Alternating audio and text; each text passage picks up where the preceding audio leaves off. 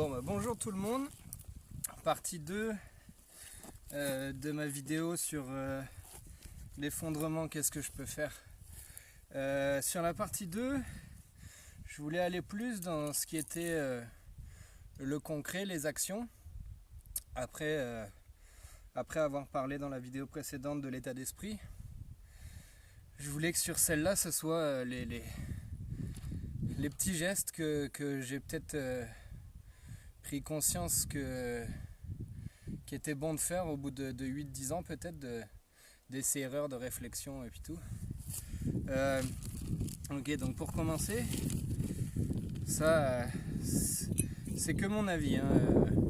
Après il y a d'autres personnes qui auront d'autres avis, d'autres solutions peut-être. Au pire, mettez-moi dans vos commentaires les pistes d'actions concrètes que vous avez pu concrétiser.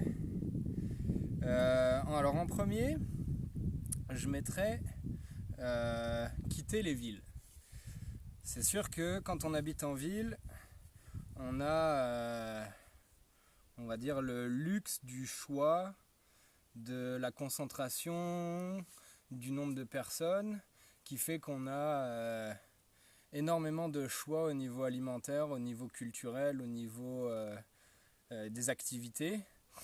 Ça par contre ça va avec aussi la faiblesse de la ville qui est sa force, c'est que la concentration de personnes, ça fait de la concentration de pollution, ça fait énormément d'infrastructures nécessaires pour que ça fonctionne.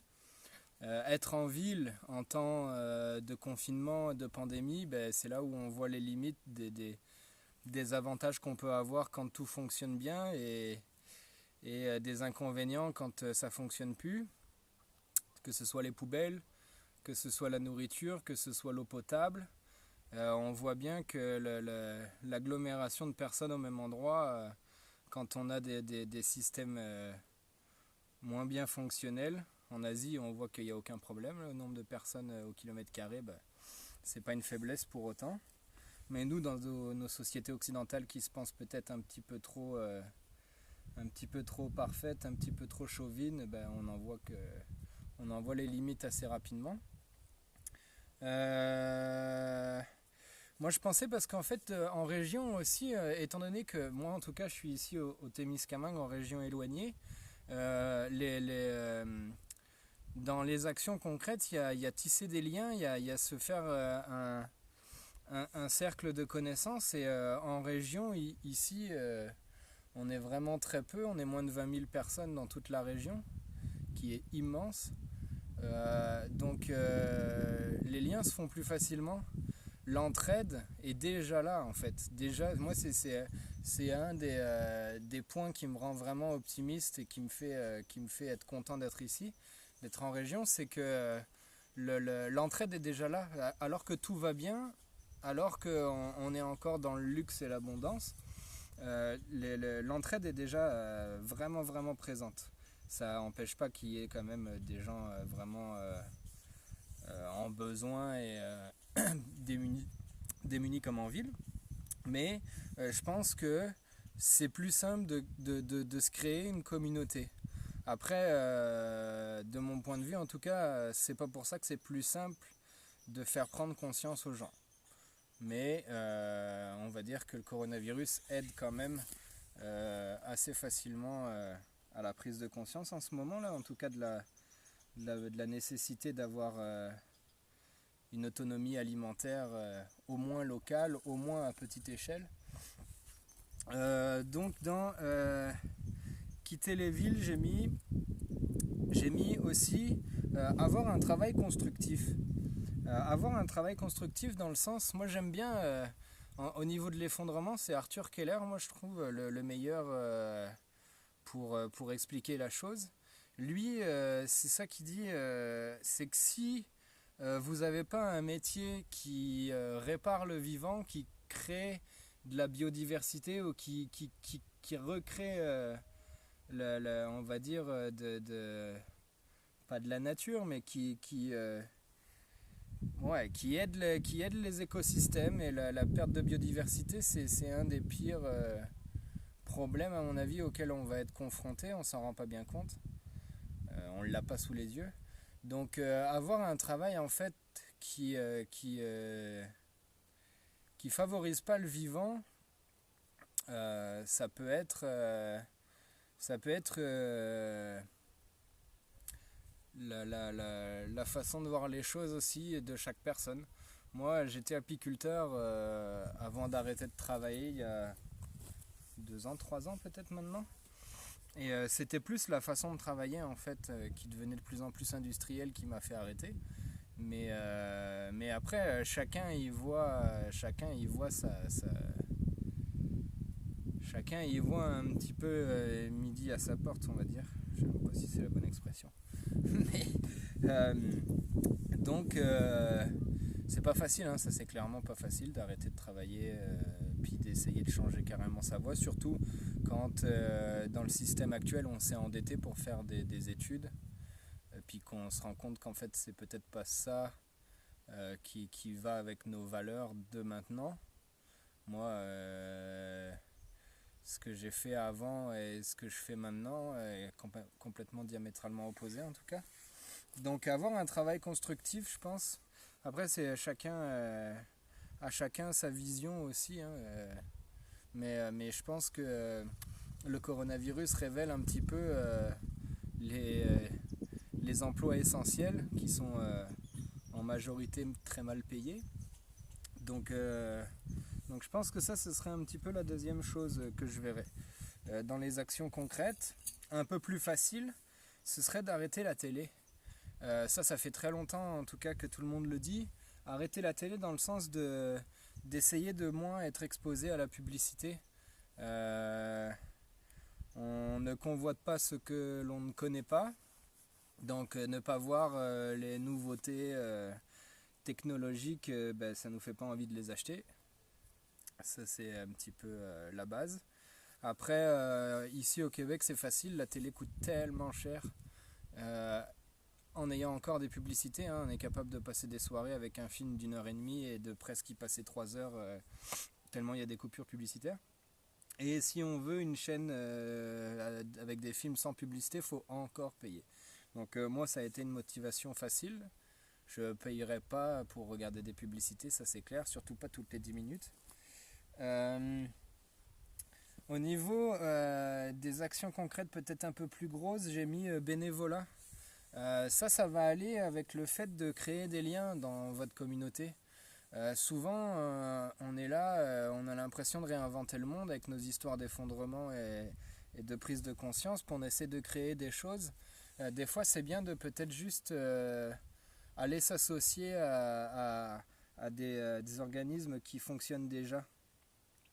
Moi, ici, je fais du bénévolat dans une ressourcerie, donc ça récupère des objets, des vêtements, euh, de la vaisselle, des livres, des jouets, des trucs pour bébé.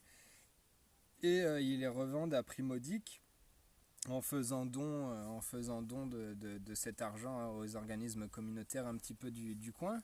Ben, le, L'organisme a été créé il y a à peu près 50 ans dans l'optique d'aider les démunis, de vraiment proposer des objets à moindre coût aux gens qui ont moins d'argent. Les choses sont en train de changer, j'ai l'impression, depuis 1 an ou 2. On voit vraiment que c'est plus une clientèle qui a envie de plus consommer comme avant. On a tellement d'habits que c'est affolant tout ce qu'on produit, tout ce qu'on jette, et de moins bonne qualité de plus en plus. Donc moi je suis arrivé en tout cas dans cet organisme avec plus dans l'idée de redonner une seconde vie à des objets. Donc j'ai pas eu à recréer quelque chose d'autre, j'ai eu juste j'ai pas envie de dire à hacker l'organisme, mais plutôt à arriver juste avec une autre façon de voir les choses. Hein. Ça revient un petit peu avec les valeurs aussi. Hein. Donc le bénévolat, faire du bénévolat dans ce qui nous plaît, de toute façon c'est toujours la même chose, hein, on est toujours plus performant quand on aime ce qu'on fait. Euh, donc voilà, le bénévolat dans des structures existantes. En troisième, dans les actions, j'ai mis la conscientisation, dans le sens que faut essayer d'expliquer, en tout cas, qu'on est dans un système fragile, que le fait d'avoir des longues chaînes d'approvisionnement, comme on voit, dès qu'il y a quelque chose qui s'arrête, ça arrête toute la chaîne. Ça c'est encore un petit peu plus simple de le faire maintenant qu'on en a la preuve, en tout cas, que les hurluberlus pessimistes qui prévenaient depuis longtemps que attention, nos sociétés sont pas résilientes, ils avaient raison en fait. Donc là en panique on voit que les gens essayent de refaire comme ils peuvent avec les moyens du bord, et puis on voit bien que les occidentaux ils sont quand même moins bien préparés que les pays asiatiques qui ont déjà fait face en plus à des pandémies, enfin pas à des pandémies mais à des énormes virus. Non, c'est pas des pandémies. Bon. Donc faire de la pédagogie. Nous, ici, on a un comité citoyen, les Enverdeurs, ça s'appelle. On a fait des potagers à partager, on a fait des 5 à 7 pour attirer des gens au marché public. On a fait un dimanche, on a fait une après-midi où on a montré des petites vidéos et une toute petite présentation d'Arthur Keller sur la dynamique des systèmes de 20 minutes. C'était déjà pas beaucoup 20 minutes, mais on a quand même eu des retours comme quoi c'était trop long. Au bout d'un moment on peut pas faire plus court.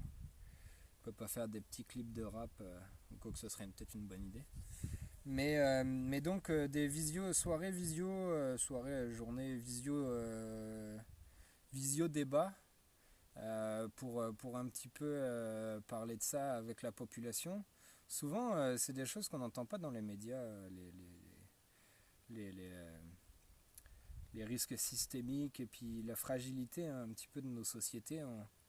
On a l'impression qu'on est super technologique et que c'est dans le discours de toute façon face au changement climatique de toujours penser que l'humain est assez intelligent et assez de technologie pour s'en sortir, et puis on voit bien que on n'a même pas de masque en papier, c'est vachement technologique, dis donc là ça montre un petit peu nos lacunes nos lacunes de préparation. J'ai mis s'impliquer dans le monde municipal parce que c'est vrai que pendant longtemps j'ai pensé que ça servait à rien de voter. Je le pense un petit peu toujours que ça sert à rien de voter quand on voit nos sociétés démocratiques occidentales, que en fait de toute façon c'est voter une fois à l'élection du président ou du premier ministre du pays, et puis après on n'a plus vraiment voix au chapitre. Mais en tout cas au niveau du municipal, là on a une prise, là on a une influence, parce que c'est vrai que si on se soucie pas de la politique locale, il y en a d'autres qui vont s'en soucier, et ils n'auront sûrement pas les mêmes idées et les mêmes objectifs que nous. Donc je pense que d'aller vers le milieu municipal, d'être conseiller, d'être même maire, en tout cas d'essayer d'avoir voix au chapitre, puis de se rendre compte aussi un petit peu des réalités municipales. Moi je vois, en tout cas pour ici, on a été à la table des maires, on a été au conseil municipal avec notre comité pour essayer de faire prendre conscience nos décideurs politiques sur les limites du système, et puis les perspectives, quand même pas d'effondrement, mais bon, au moins le besoin d'autonomie. Et on est 4-5 à venir faire du lobbying sur ça. quand en même temps on a une centaine de personnes qui vont voir les élus parce qu'on a notre piscine municipale qui est plus à jour et qui est fermée, qu'il faut reconstruire.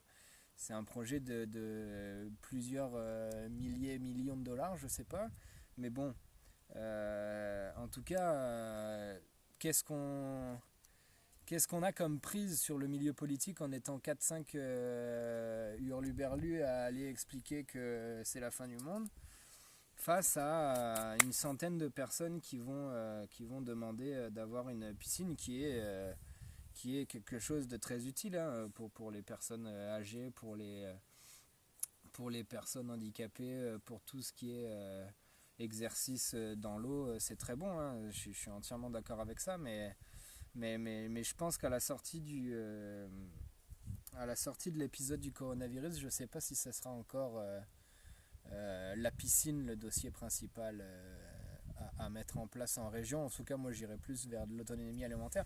Mais bon, c'est ça, en fait, c'est que c'est la force du nombre qui va faire qu'on va peser, quoi. Donc, si c'est toujours les mêmes qui on voit au chapitre, bah, ça ira toujours dans leur direction. Pour l'instant, c'est les intérêts économiques. Donc, je pense que c'est à nous de faire du lobbying citoyen sur ça. Il n'y a pas d'autre choix de toute façon. Après ça c'est plus global. Viser l'autonomie alimentaire, énergétique et au niveau de son transport. Bon, ça c'est vraiment pas donné, c'est vraiment pas facile, ça va prendre plusieurs années. C'est pour ça que c'est plus des visions que des actions à faire comme ça d'un coup. C'est sûr que nous ici au Québec, surtout en région, le chauffage au bois, c'est quand même assez facile, assez simple d'accès. En ayant les nouvelles technologies au niveau des poêles à bois, là, des poêles à double combustion, qui émettent très très peu de fumée. Moi, quand je suis en fonctionnement optimal, j'ai aucune fumée qui sort de ma cheminée. On sent même pas qu'il y a un feu. Donc moi je pense que quand même c'est un petit peu la base là, dans les besoins essentiels, la pyramide de Maslow, l'alimentation, eau, nourriture et le besoin d'être en sécurité, d'avoir un toit sur la tête, d'être à l'abri des éléments. Donc avoir un poêle à bois, je pense que c'est un petit peu la base au niveau de l'autonomie. On peut cuisiner, on peut se chauffer. Au pire, je ferme les salles du haut et puis on vit que sur l'étage au sous-sol où il y a le poêle à bois. On s'en sortira vraiment mieux que ceux qui ont misé juste sur l'électricité au niveau du chauffage. L'autonomie alimentaire, c'est quelque chose extrêmement difficile. Celui qui a essayé, il s'est vite rendu compte que c'est pas possible tout seul, puis il fallait mieux être plusieurs pour essayer pour essayer d'avoir ne serait-ce que 50% d'autonomie alimentaire. C'est sûr que quand on est niveau autonomie, on se rend vite compte qu'en fait, des fois le plus simple c'est de renoncer à quelque chose. Par exemple, moi, à notre latitude, puis étant donné que je suis dans les bois, mettre des panneaux solaires sur ma maison ce serait pas du tout efficace. Puis l'électricité, vraiment, j'en ai besoin pour de la lumière. Donc au pire, essayer de se mettre un système de lampes solaires pour pallier à ça. C'est quand même plus simple que d'essayer de se faire toute une installation pour être 100% autonome dans le mode de vie que j'ai là. Franchement, je vois pas. Niveau technologique de maintenant, je vois pas comment je pourrais faire. Donc je pense que le mieux, c'est encore de descendre, d'être plus sobre. Au niveau des transports, les chevaux de trait, on en a plus grand. On en a plus beaucoup. Moi j'ai des vélos. J'ai acheté des vélos. Il me reste à essayer de me trouver comment me faire une petite carriole, un petit chariot à mettre sur mon vélo. Puis ce sera quand même pas mal. Après on a la chance d'habiter au bord d'un lac, donc avec des canots et des kayaks, on est capable de se balader quand même pas mal plus facilement. Euh,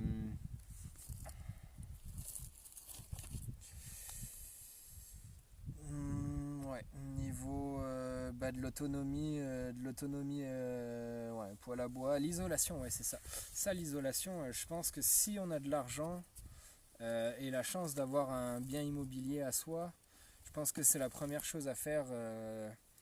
Isoler, mettre de l'argent dans son isolation de la maison. Moi, je vois ça vraiment, vraiment baisser par 3 nos factures d'électricité pour le chauffage et le nouveau poêle à bois et le fait que je fasse mon bois moi-même, donc qu'il soit bien sec, bien séché comme je veux, c'est quand même un gros avantage. Ça pareil, ben, je pourrais pas viser mes petites autonomies, donc mon potager, avoir des animaux, bah, il faut être 100% du temps là à l'année pour pouvoir s'en occuper. Cette année avec le coronavirus, c'est un petit peu plus facile d'être à la maison et de pas voyager. Mais l'autonomie alimentaire, potager, animaux, il faut être plusieurs pour s'en occuper à l'année, quoi. C'est quand même sacrément du travail. Euh, l'isolation permet quand même de vraiment descendre les coûts de chauffage, les coûts ouais, le principal point faible des maisons, j'ai l'impression, au Québec. On s'est tellement fié à l'électricité facile et pas chère que les maisons les vieilles maisons en tout cas sont pas tant que ça bien isolées. Donc viser l'autonomie.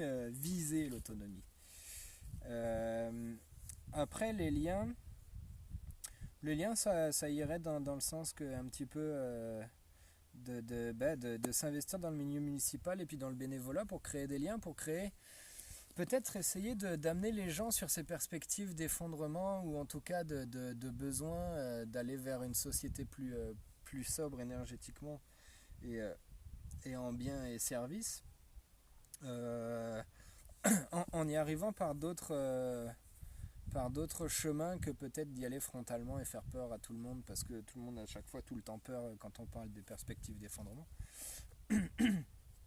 Donc créer des liens. Ouais, je vais pas plus essayer de parler là-dessus.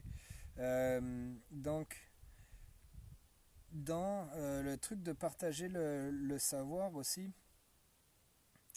donc dans le sens de la conscientisation, se faire une bibliothèque.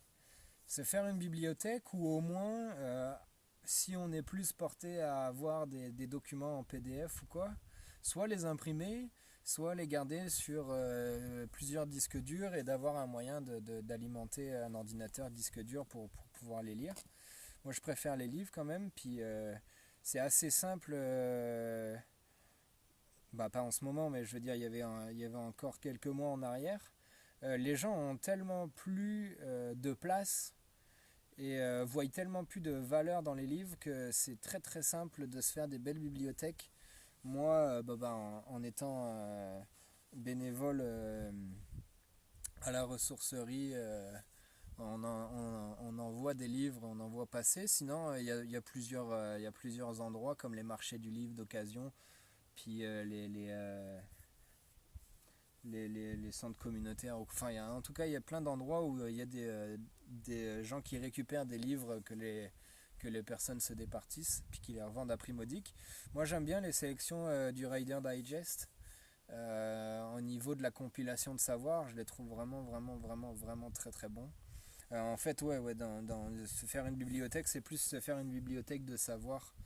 Peut-être aussi au niveau de la visée de l'autonomie, se faire une bibliothèque de savoir au niveau de tout ce qui est des plantes médicinales, comestibles, de menuiserie, de potager, de premiers secours, de topographie, en fait tout le savoir en fait que des milliers d'années d'êtres humains dans la nature hostile nous ont apporté. Ben, je pense que ça, c'est des choses qu'il faut récupérer et avoir chez soi à porter. Puis s'exercer aussi. C'est bien d'avoir des manuels de survie, c'est bien d'avoir des trucs sur l'extérieur, mais souvent d'aller le faire en réel, sous la pluie, avec les doigts peut-être un peu engourdis par le froid, avec la fatigue ou dans le noir de la nuit, faire des nœuds, bah, c'est peut-être pas la même facilité que de le regarder dans un livre. Et puis de toute façon, c'est en s'exerçant enfin en tout cas moi, c'est en s'exerçant qu'on apprend le plus. Dans le sens de se faire une bibliothèque aussi sur les plantes médicinales, comestibles et tout, j'avais mis prendre conscience de son environnement, dans le sens que ben, il y a énormément de choses. Moi, je vois juste à côté de moi, j'ai un buisson de genévrier. Une fois qu'on a pris conscience et qu'on commence à un petit peu plus observer son environnement et qu'on l'apprécie, ben déjà on est peut-être plus à même de le protéger.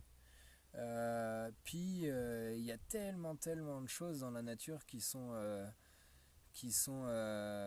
de la valeur, mais de la valeur pas au sens de valoir de l'argent, mais de la valeur utile ou en tout cas c'est tout le temps le savoir qui donne de la valeur aux choses, hein, quand on ne sait pas que tel arbre a des propriétés médicinales et puis qu'il traite la fièvre et qu'on a un enfant ou un adulte qui a de la fièvre, bah, ce savoir-là, combien est-ce qu'on l'évalue en valeur d'argent, et je sais même plus, il n'y a même plus de question de valeur d'argent avec ça, c'est vraiment le savoir, c'est tellement puis c'est gratuit de le partager aussi. J'aime beaucoup Idriss Aberkan sur l'économie du savoir. Au pire, je mettrai le lien dans la vidéo. Ben, je pense que j'ai fait le tour. Je pense que j'ai fait le tour de tout ce que je voulais dire. Bon, bah ça, c'est des pistes au niveau de un petit peu les actions. Moi, je pense qu'en gros, faut se mettre des coups de pied au cul. Faut vraiment se bouger. C'est toujours plus simple et moi j'ai eu un moment de boulimie de documentaires, de conférences sur l'effondrement, sur ci, sur ça, puis on va réfléchir. En fait, il faut aller dans le concret du milieu dans lequel vous êtes, ou vous projetez peut-être dans un milieu que vous aimeriez rejoindre plus tard, mais j'avais déjà ce sentiment d'urgence de devoir déjà se mettre en marche au niveau du concret et de l'action. Je pense que le coronavirus, pour ceux qui étaient encore un petit peu indécis, il botte un peu les fesses des indécis. Je pense que c'est juste le début, puis c'est une toute petite crise, le coronavirus, hein.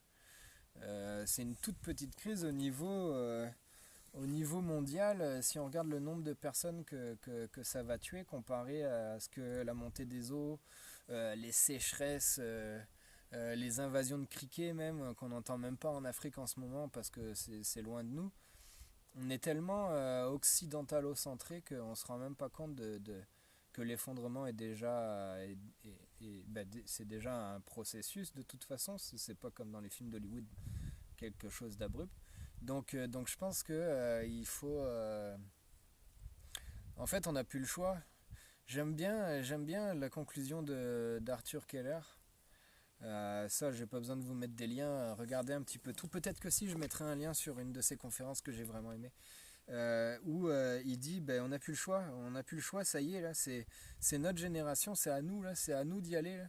Je vais faire une comparaison un peu bancale, mais qui me donne de la motivation quand j'en perds un petit peu là, de me dire à chaque fois que je suis tout seul là, dans mon délire. Mais un petit peu comme à l'époque de la France occupée par l'Allemagne, celui en fait qui coopérait, ben, il était gagnant en fait à court terme.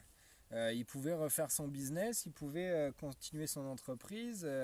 C'était bien plus facile et confortable d'être un collaborateur plutôt que d'être un résistant. Moi, c'est quelque chose qui me donne un peu de motivation de me dire qu'en en fait, il faut qu'on soit la résistance, il faut qu'on se mette en travers du bulldozer qui détruit le vivant. C'est pas confortable du tout, hein. Et puis, on va avoir contre nous toutes les personnes qui veulent que le statu quo continue et qu'on ait toujours ce niveau de vie extrêmement destructeur. Et c'est vraiment pas facile, hein, de se mettre en avant, et c'est vraiment pas facile de convaincre des gens de sortir de ce confort extrême qu'on a et qu'on a depuis qu'on est tout petit, hein. Mais je pense que en fait, si on veut être du bon côté de l'histoire, si on veut dans les livres d'histoire futures qu'il y aura peut-être, et même au niveau des générations futures, moi j'ai pas envie que d'avoir à expliquer dans 10-20 ans que j'ai rien fait alors que je savais et que je fais partie de ceux qui se sont pas bougé les fesses. Donc c'est un petit peu ma sorte de motivation, on va dire, que j'aurais sur ça. Donc bah voilà, 31 minutes, c'est assez. Bon bah, bye.